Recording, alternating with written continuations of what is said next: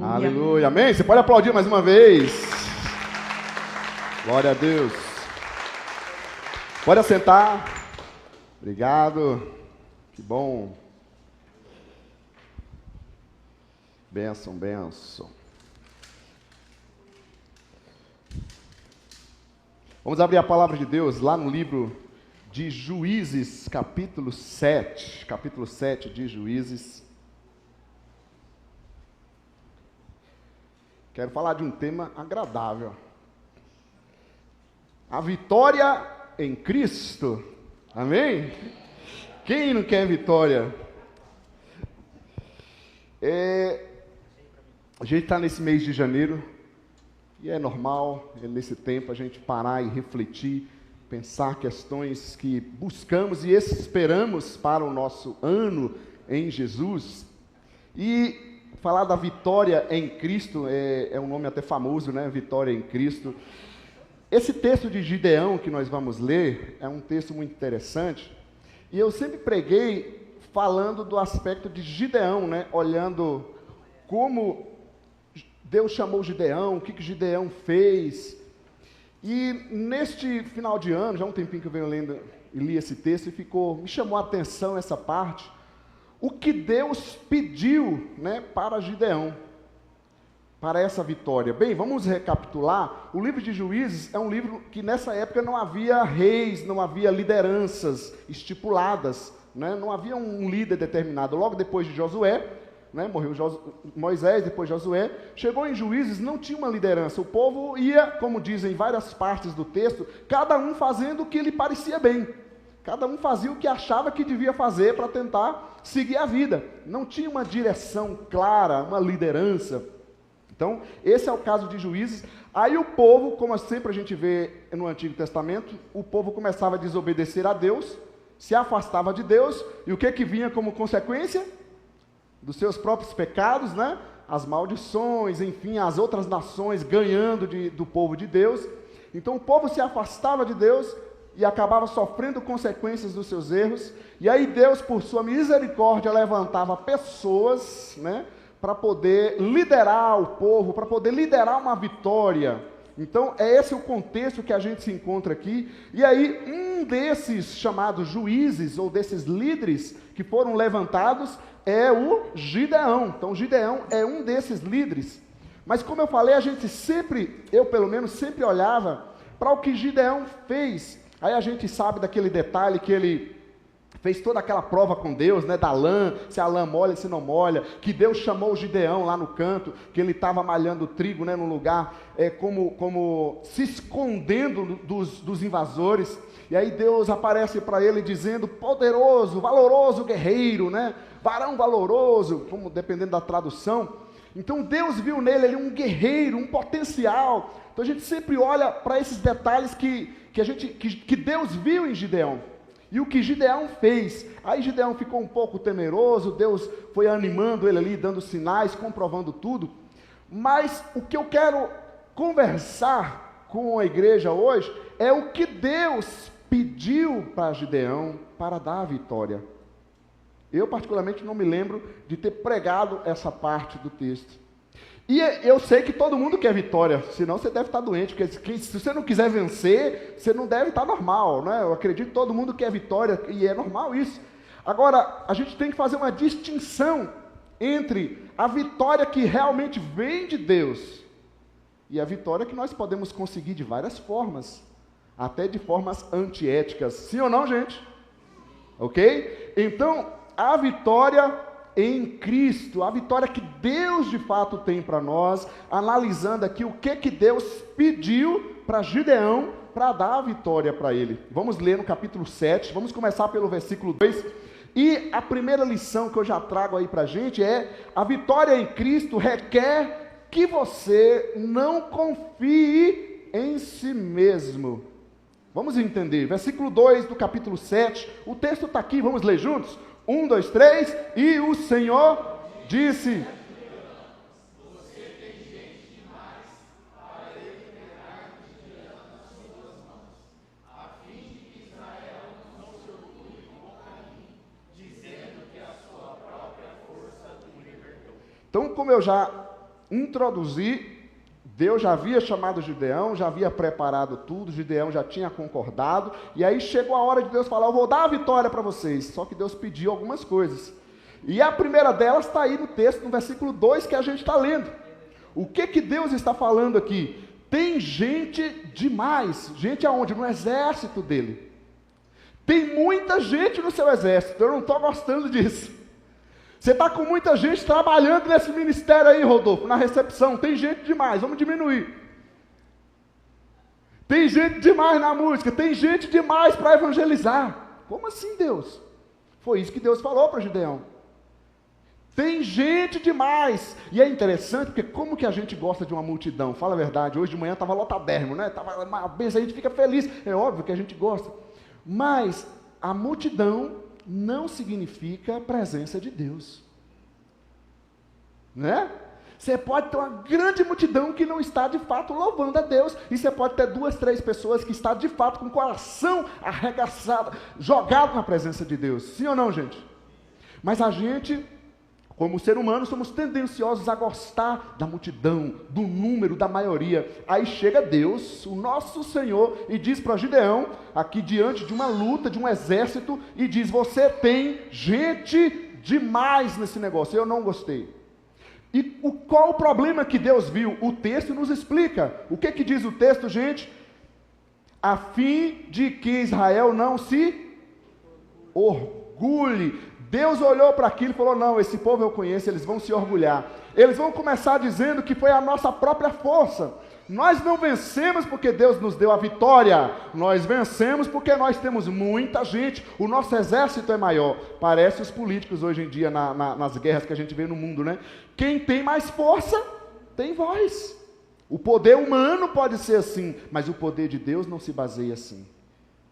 Nas brigas nossas de relacionamentos, se alguém levanta a voz, né?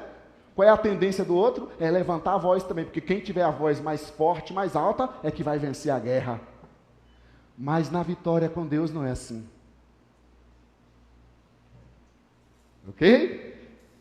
A multidão, a força, o poder, isso é uma lógica humana da sociedade, não é a lógica espiritual de Deus. Deus olha para Gideão e fala: você tem gente demais. Quando a gente diz aqui, requer que você não confie em si mesmo, nós não estamos falando de uma pessoa que tem autoconfiança, determinação. Eu não estou pensando nisso. É claro que você precisa confiar em você, no sentido de saber o seu valor, mas é diferente de você se orgulhar. Minha conta bancária, né, empresário? Olha, tem uns empresários aí que é uma bênção de Deus. Aleluia, eu falo: Senhor, eu só peço aos irmãos assim que prosperam muito, né? Fala: lembra de mim quando chegar no teu paraíso. O problema é que eles chegam e parece que não lembra da gente mais. Aí você olha para a conta e fala: não, tá tudo bem, estou próspero. Estou confiando em quem? Em Deus ou em mim mesmo? Aí você olha para você: não, mas minha saúde está ótima, não tem nenhum diagnóstico, não tem nenhum problema. Aí a gente faz o quê? Se orgulha: eu não preciso de Deus, eu já tenho minha saúde.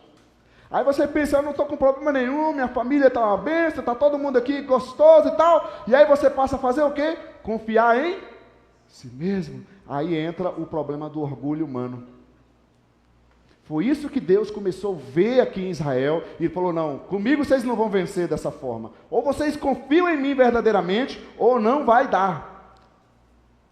É engraçado porque quando a gente olha na Bíblia, vou citar apenas um exemplo, de pessoas que foram abençoadas por Deus, mas que através da bênção se orgulharam, a gente vê que eles caíram, tiveram uma queda. Por exemplo, tem um rei chamado Ezequias, que o profeta tinha dado uma palavra para ele que a morte dele já estava próxima, que ele ia morrer. E aí ele, deitado lá mesmo, ele vira para o lado, começa a chorar: meu Deus, como assim? Eu estou tão novo, só tenho 20 aninhos de idade e tal, ele fez aquela oração ali, lamuriando, chorando, e Deus, pela sua misericórdia, como sempre, Deus vem e volta: tudo bem, você vai viver mais um tempo. E aí deu mais um tempo para ele. E aí o que ele fez com esse tempo? Se orgulhou. Começou a se exaltar no meio de outras nações, começou a fazer coisas que Deus nunca aprovou. E é isso que é um problema para nós. A vitória em Cristo, se nós queremos vencer com Jesus em 2026 e daqui para frente, a gente tem que tomar cuidado. Ela requer que você não confie em você. Cuidado com o tal do orgulho, cuidado com essa confiança em si mesmo, cuidado em confiar no seu talento, no seu dinheiro, na sua força, nas circunstâncias que nós estamos vivendo. Mas confiar no Senhor. Há um texto que diz que uns confiam em carros, cavalos, em coisas, nos bens. A gente precisa ver em quem está a nossa confiança em 2026. Amém ou não amém, gente? Amém. A vitória em Cristo requer que você não confie em si mesmo. Amém? Amém. Em segundo lugar, olhando para o texto, no versículo 3, a vitória em Cristo requer que você enfrente seus medos. Versículo 3 diz assim, vamos ler juntos? 1, 2, 3, anuncie.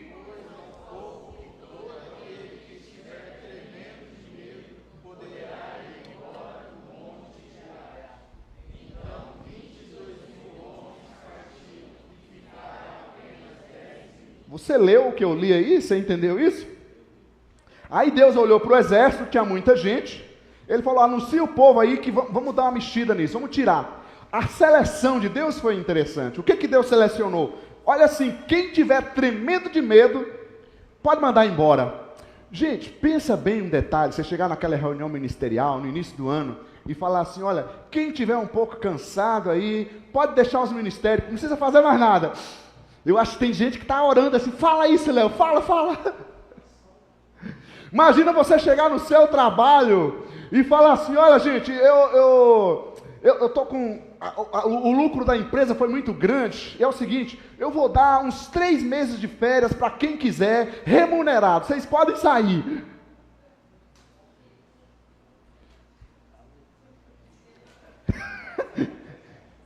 Não é isso? Foi o que Deus fez aqui, olha, olhou para eles, pode falar lá com o exército, que quem tiver tremendo de medo faz o quê? Pode ir embora, pode ir. E diz o texto que 22.000 pessoas caíram fora, ficaram só 10.000. Eu fico imaginando, e aqui agora a imaginação, a cara de Gideão. Meu Deus, o senhor está brincando comigo? O senhor tirou 22.000 pessoas do meu exército, Senhor. E agora? Que vitória que eu vou ter dessa forma? O que é o ponto aqui? A vitória requer que você enfrente seus medos. O primeiro grupo que Deus tirou do exército foi o grupo que estava tremendo de medo. Por que isso, gente? É só a gente pensar em alguns textos bíblicos. Quando Moisés mandou o povo lá espiar a terra, não sei se vocês vão lembrar dessa parte do texto, e aí foi lá um grupo, né? E 10 deles voltaram falando o quê? Nossa, aquela terra é um horror, aquela terra vai destruir, todo mundo é gigante lá, nós vamos perder a batalha. E eles voltaram inflamando o povo com seus medos.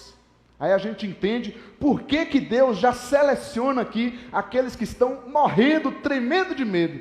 22.000 saiu, ficou só 10.000, e olha só, isso aqui foi voluntário.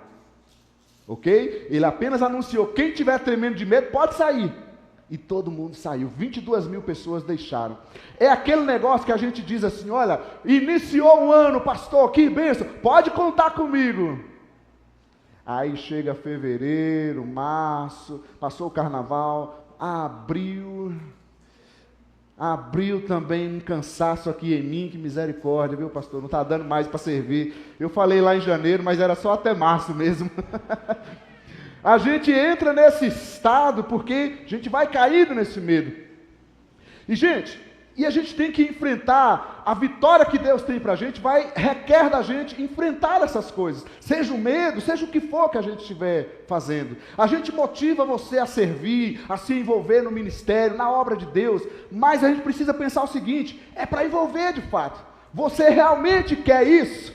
Eu acho interessante porque Deus testa, prova o povo aqui. Você realmente quer, é como a gente traz no batismo, e a gente diz, você crê em Jesus Cristo? Acho que a gente tem que passar e dizer assim, você realmente quer seguir Jesus? Porque parece que a gente está adulando a pessoa a viver a vitória em Cristo. Você precisa realmente querer isso. O primeiro grupo que Deus limpou do exército foi aqueles que estavam tremendo de medo. Quem sabe a gente está olhando para o mundo do jeito que está, é um governo de lá, outro governo do outro? Será que vão atacar o Brasil? O que vai ser? Obviamente, vem medos na gente. Não é isso? Mas a vitória em Cristo nos leva a confiar em quem? No Senhor. Manter a nossa vida firmada nele. Eu não sei o que vai ser do amanhã. Se você sabe, nos avisa aí que a gente vai fazer a Mãe de Ná gospel aqui, para ajudar todo mundo. Eu acredito que ninguém sabe. Mas a gente precisa enfrentar os nossos medos, enfrentar os desafios que tem para a gente. Amém, gente? Amém, gente? Amém. Como, em terceiro lugar, continuando no texto, versículo 2, versículo 3, agora o versículo 5, a vitória em Cristo requer que você demonstre garra. Garra. Esteja atento ao exército. Versículo 5, vamos ler juntos? Assim Gideão levou...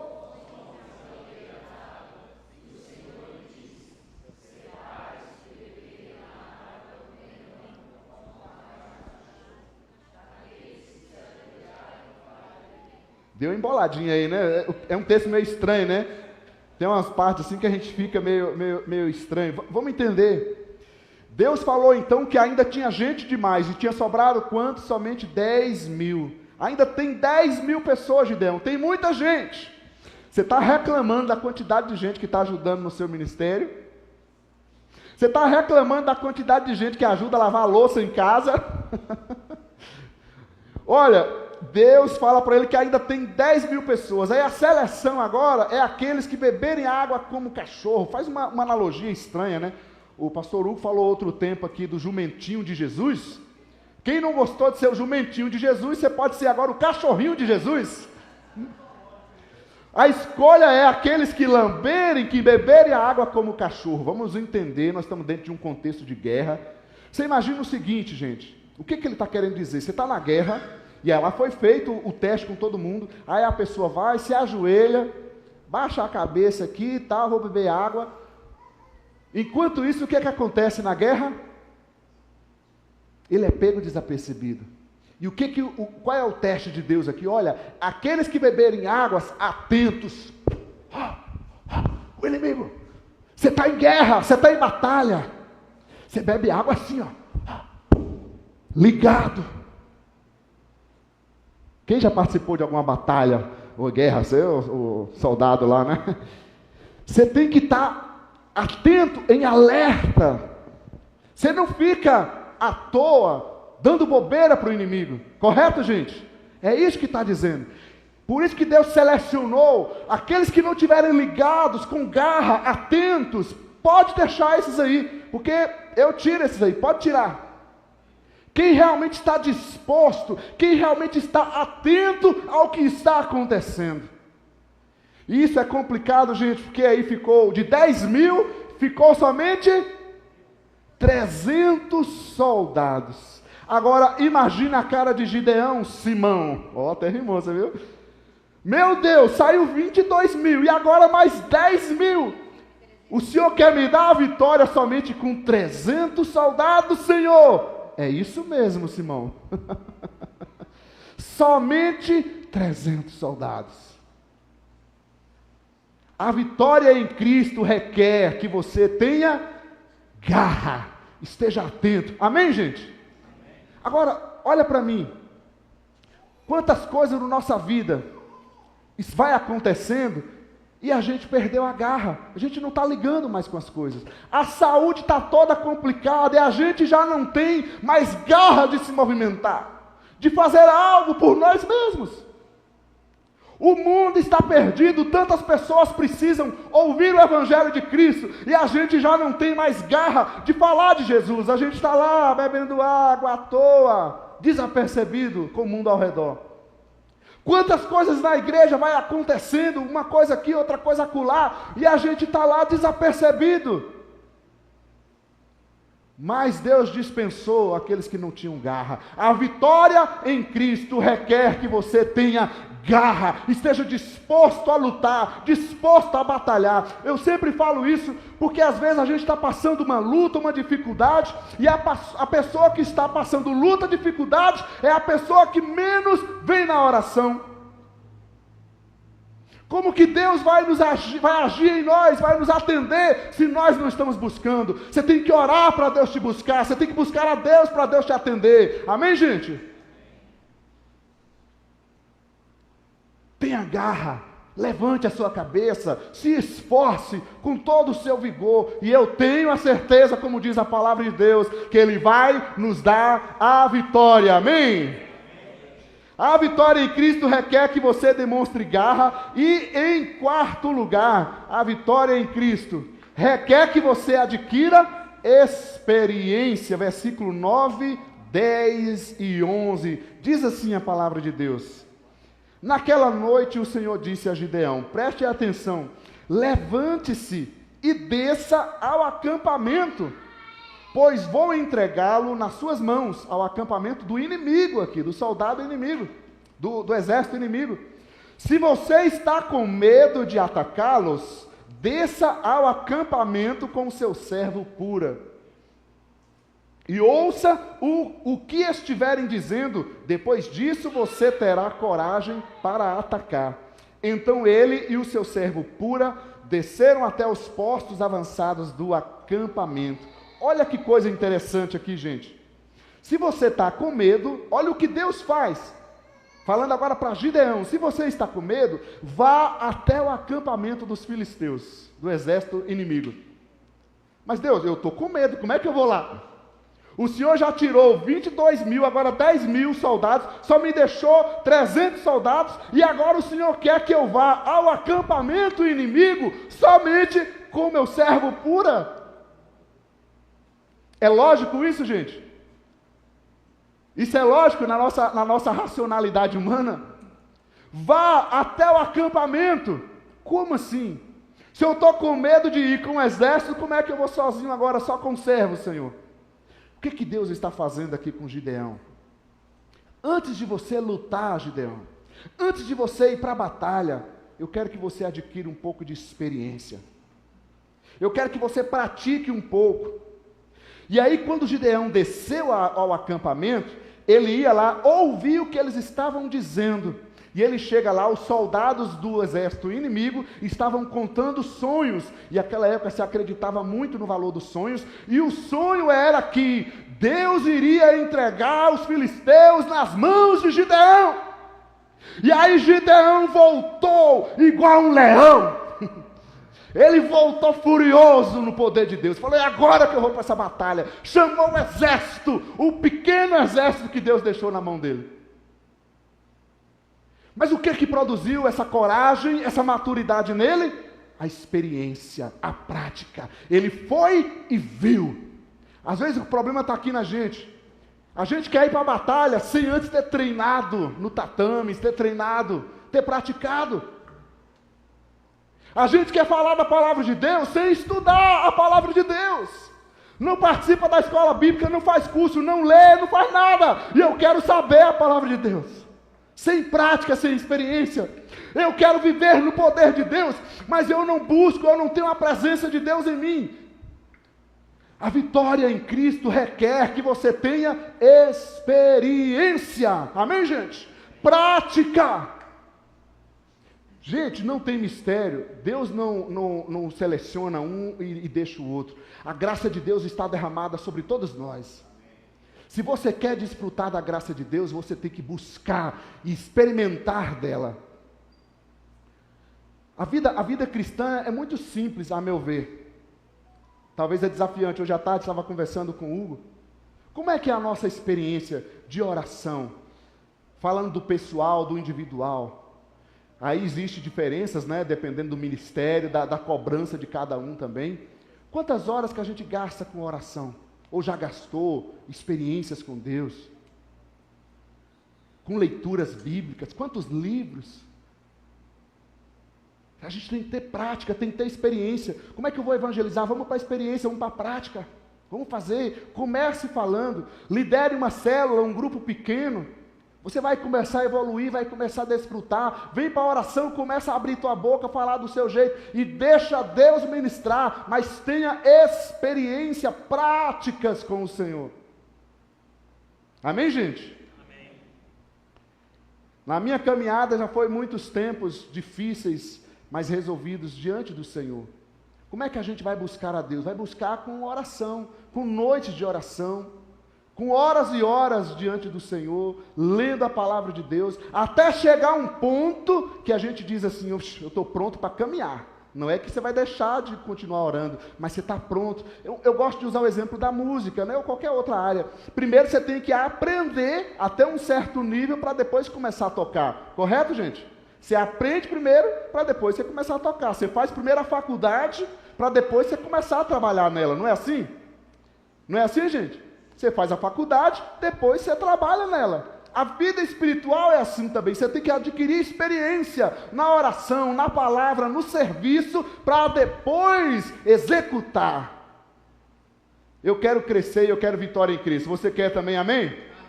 A vitória em Cristo requer que você tenha experiência. Pratique, se envolva. É fazendo que se aprende. Amém, gente? Amém, gente?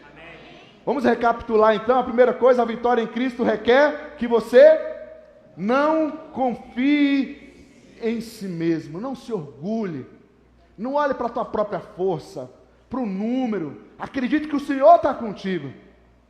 Aí começou a ter um problema, tem uma luta, você acha que Deus não está contigo, mas você está confiando na circunstância ou em Deus? Está entendendo? A vitória em Cristo requer que você enfrente seus medos. Com medo a gente não vai avançar. O amor de Deus lança fora todo medo.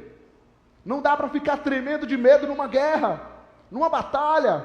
A vitória em Cristo requer que você demonstre garra, esteja alerta. Olhe para a sua casa, olhe para a sua vida, olhe para a sua história. O tempo é hoje, a hora é hoje, a hora é agora.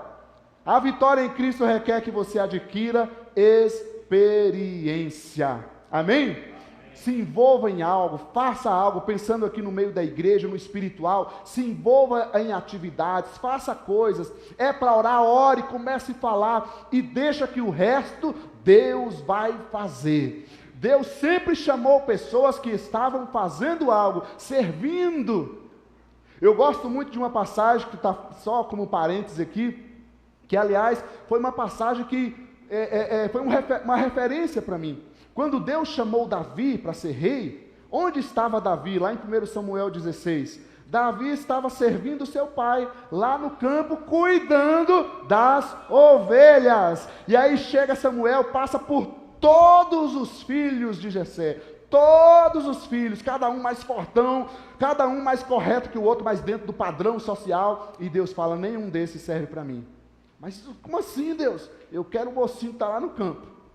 Sabe por quê? Porque ele tinha experiência. Falta prática. Tem muita oratória bonita, tem muito potencial bonito, falta maturidade e experiência para a gente não ser levado pelo orgulho, ser levado pelo poder, se corromper e se afastar da presença do nosso Deus. Amém, gente? Vamos orar ao Senhor então, vamos colocar em pé?